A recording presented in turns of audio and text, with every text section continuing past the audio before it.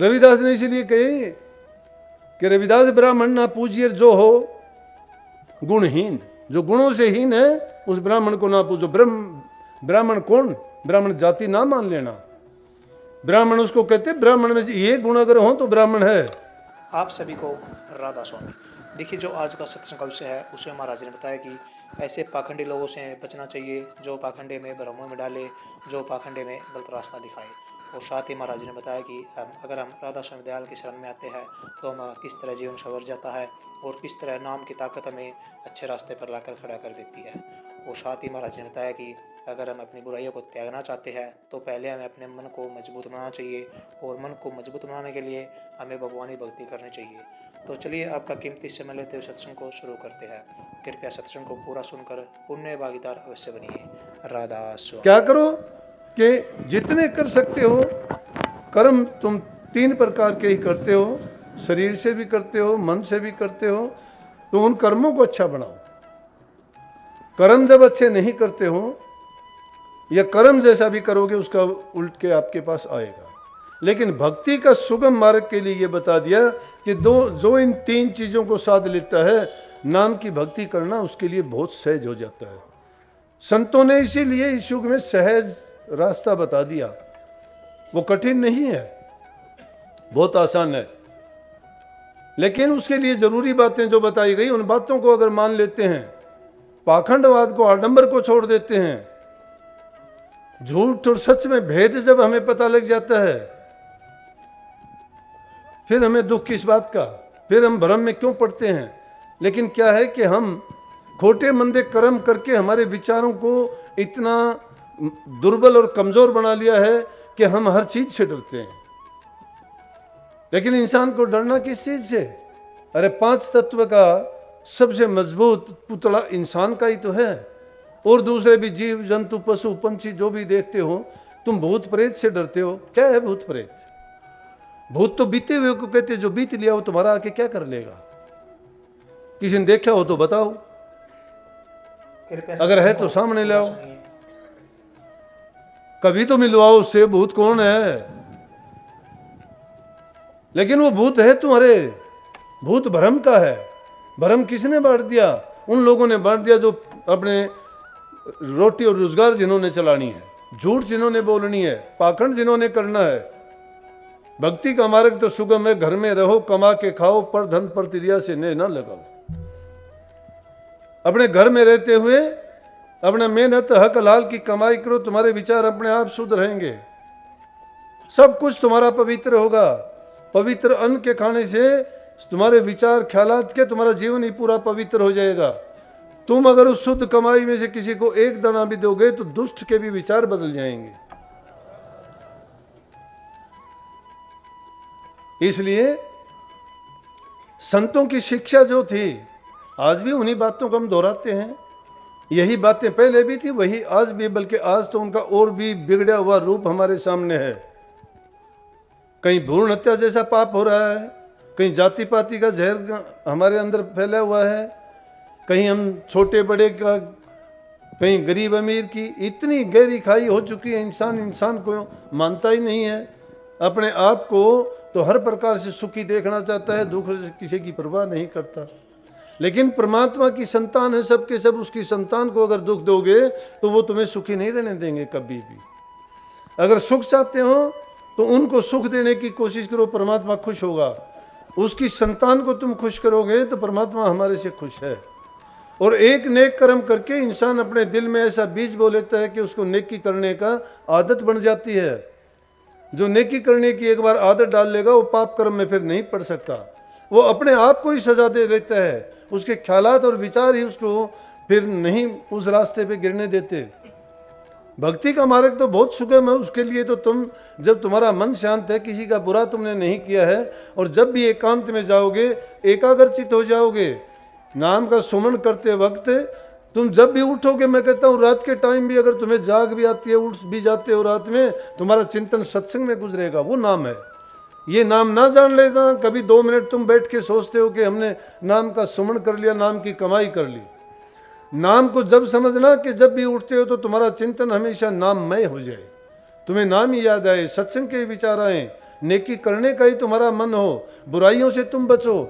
जो तुमने किया है वो तुम्हें याद आए कि मैंने गलत किया, झूठ किया, पाप किया, और जो किया है उसको मैं आगे ना करूं।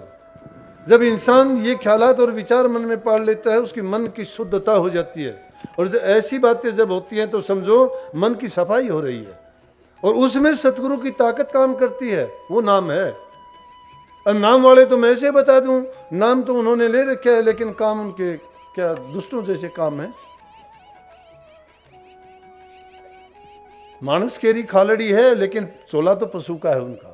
अंदर से पशु हैं, वो राक्षस हैं। ऊपर से जो चमड़ी है वो इंसान की जरूर है, इंसान का रूप है उनका। लेकिन जिनके दिल में अच्छे विचार नहीं, अच्छे ख्यालात नहीं, भक्ति का गुण नहीं, या प्रभु के प्रति उनकी श्रद्धा और विश्वास नहीं है, क्या करेंगे वो? क्या किया हम आए के क्या करेंगे जाए, इतके भय ना उतके चाले मूल गंवाए। हमारी जीवन है, हमारे सांस हैं, जो जिंदगी लेके आए वो है। हम तो ना इतके भय ना उतके भय, लेकिन वो दिन आएगा फिर पछताओगे। उस टाइम में कोई संभालने वाला नहीं। उनके दुखों का अगर वर्णन किया जाए तो हम वो दुख बर्दाश्त भी नहीं होते। संत त्रिकालदर्शी होते, उन्होंने सब हालात को देख के संत जीवों को इसीलिए तो चेताते हैं। वो चेतावनी के साथ साथ ये भी बताते हैं कि जो जीव चेत जाता है उसका जीवन संवर जाता है, उसको नरकों के दुख नहीं। इसीलिए जो कहा ना कि तुम्हें 84 में जाना पड़ेगा और यम की लात भी खानी पड़ेगी। यम तुम्हें सजा देगा, सजावार है।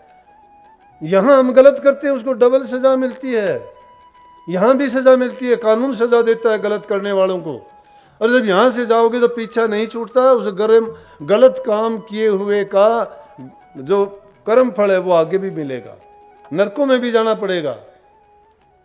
इसलिए किसी को दुख ना देके किसी को सुख देते हो तो ये ना सोचो किसी को तुमने सुखी किया है, सोच लो तुमने अपने को सुख किया। कबीर साहब कहते हैं कि कबीर नवे सो आपको और पर को नवे न कोई।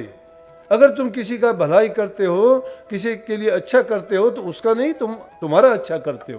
प्रकृति का नियम है, जैसा तुम करोगे लौट के तुम्हारे पास वैसा ही आएगा। और भक्ति परमात्मा किसने देखा है?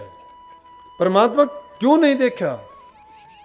परमात्मा कोई स्थूल रूप में, इंसान रूप में नहीं है। वो उसकी कोई आकृति नहीं है, वो तो प्रकाश रूप हर जगह व्याप्त है। कहां ढूंढने के लिए जाओगे उसका एक स्थान नहीं है। वो सर्वव्यापी है, हर जगह कण कण में, हर चीज में मौजूद है।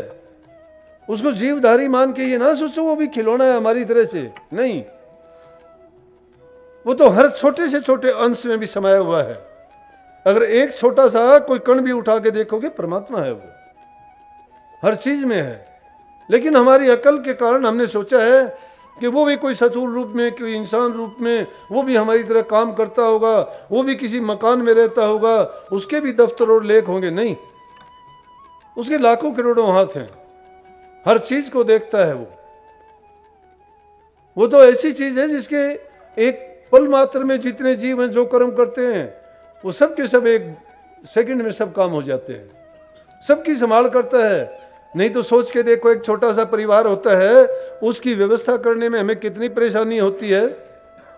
और पूरी दुनिया, पूरी सृष्टि की, जिसमें 84 लाख योनि जीव जंतु पशु पंछी कितने हैं, सबका जीवन सब किस प्रकार से चलता है, किस प्रकार से उनके भोजन का, रहन सहन का प्रबंध करता है, किस प्रकार के पेड़ पौधे फूल फल उन्होंने लगाए हैं, उनमें सब में उसी की तो कारीगरी है।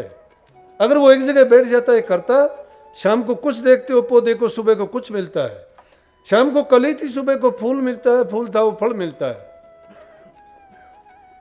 किसने बना दिया? सच सब चीज में बैठ के बना, हमारे अंदर भी बैठ के बनाता है।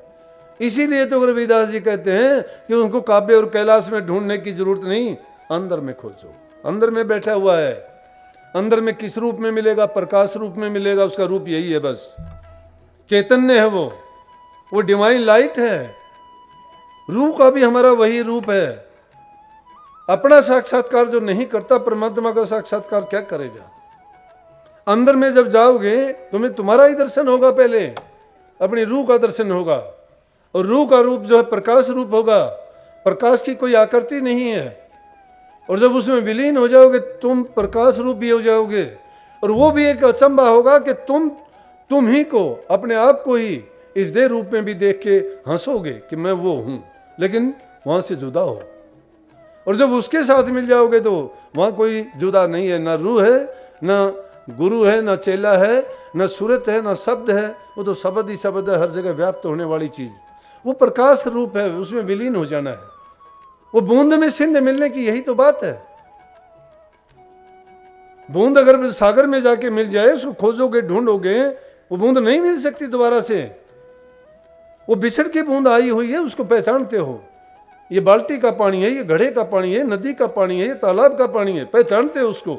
लेकिन उसी को अगर सागर में मिला दिया तो क्या उसको पहचान सकते हो? नदी का कौन सा था? पहचानते हो घड़े का पानी कौन सा था? नहीं।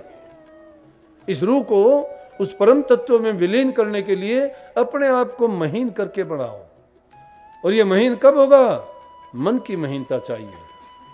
मन का सारा खेल है, ये हमें दुनियादारी में फंसाता है, यही हमारे अंदर विकार सारे पैदा करता है।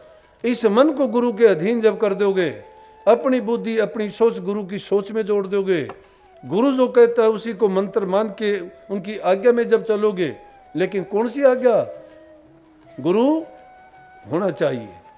कौन सा गुरु होना चाहिए? जो तुम्हारे जीवन को बनाता हो, जो किसी आडंबर पाखंड में ना फंसाता हो, तुम्हें किसी भ्रमों में ना डालता हो, सिर्फ आध्यात्मिकता के रास्ते में सत्यता का ही राह दिखाए तुम्हें, तुम्हारे भ्रमों से निवारण करके तुम्हारे कर्मों को काट के उस सत्यता की ओर तुम्हें लेके जाए।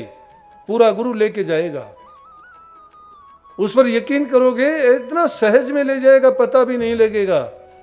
कोई उसके लिए मुश्किल नहीं, कठिन नहीं, हर इंसान कर सकता है। ये राधा स्वामी दयाल ने इस युग में हमारे लिए बहुत सस्ता कर दिया, सब जीवों के लिए इतना आसान कर दिया कि कोई भी कर सकता है, कोई बंधन नहीं है।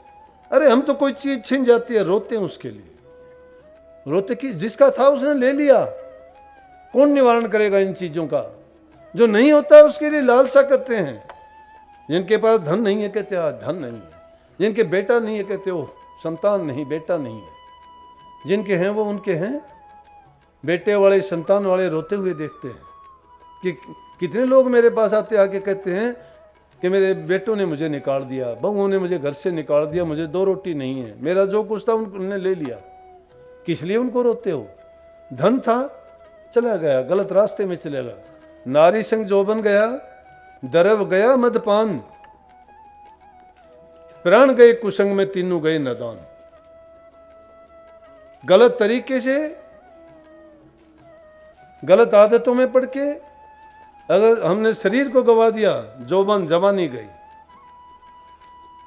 बचपन में जिसने शिक्षा ग्रहण नहीं की, युवा अवस्था में जिसने धन नहीं कमाया, प्रौढ़ अवस्था में जिसने नाम नहीं कमाया, बुढ़ापा उसका बेकार चला गया। बेकार, कुछ नहीं कर पाएगा उस उम्र में। हर अवस्था के लिए काम है। बचपन के लिए शिक्षा ग्रहण करो, प्रौढ़ अवस्था में मेहनत करो, सच्चाई के साथ, ईमानदारी के साथ, और युवा अवस्था में। और जब प्रौढ़ अवस्था आती है तो उसमें भक्ति और प्रभु के नाम के साथ जुड़ो। ये नहीं कि पूरी जिंदगी उन्हीं चीजों में फंसे रहो। जरूरत के मुताबिक संसार के पदार्थों को अगर भोगते हो तो आप अपने रास्ते पे सही हो, लेकिन जरूरत से ज्यादा किसी भी चीज का उपयोग करते हो, वही चीज बर्बाद करके रख देती है। अगर हम विषय विकारों के गुलाम हो जाते हैं तो हमारा शरीर बर्बाद हो जाता है। शराब, कबाब और बुरी आदतों में पड़ जाते हैं, जुआ खेलते हैं, अटपट करते हैं, तो हमारा धन बर्बाद हो जाता है, तो भी हमारा जीवन खराब हो जाता है। और कुसंग, गलत आदमियों के अंदर बैठते हैं तो सब कुछ बर्बाद हो जाता है। मनुष्य का तो जन्म मिला था, जन्म हुआ ऋषि मुनिया में, बैठा ठोड़ कुठोड़, भाई तू बैठा क्यों न गुनिया में, इस पाप रूप की दुनिया में तू सहज डले ढोके आया, काट लिए जिसे बोके आया। जिस इंसान ने जैसे कर्म बो दिए वैसे उसको काटने पड़ेंगे। कोई बहाना नहीं चलेगा, बच नहीं सकते अपने कर्म की मार से।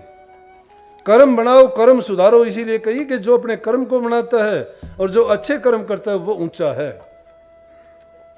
रविदास ने इसीलिए कही कि रविदास ब्राह्मण ना पूजिए जो हो गुणहीन, जो गुणों से हीन है उस ब्राह्मण को ना पूजो। ब्राह्मण कौन? ब्राह्मण जाति ना मान लेना। ब्राह्मण उसको कहते, ब्राह्मण में ये गुण अगर हो तो ब्राह्मण है। ब्राह्मण सोई जो ब्रह्म पिछाणे, बाहर जाता भीतर आने, दया जनेऊ घट में राखे, पाछू बसकर झूठ ना भाके, काम क्रोध लोभ मोह अहंकार न होई, शरणदास ब्राह्मण है सोई। ये ब्राह्मण के गुण हैं। ब्रह्म को जानने वाला वही हो सकता है, वही ब्रह्मलीन है। जो इन पांचों चीजों को, पांच विषयों को तज के, पांच विषयों को छोड़ के रह शरण लो लीन, रविदास ते ही जानिए ऊंचे और कुलीन। जो पांच दोषों को तज के उस शब्द में लो लीन रहता है, प्रभु की भक्ति में लीन रहता है, उन्हीं को ऊंचा और कुलीन मानो। जिसके अंदर वो दोष व्याप्त है वो ऊंचा और कुलीन नहीं है। सत्संग को पूरा सुनने के लिए आपका बहुत बहुत धन्यवाद। हम आशा करते हैं आपने सत्संग को बड़ा ही ध्यान से सुना होगा।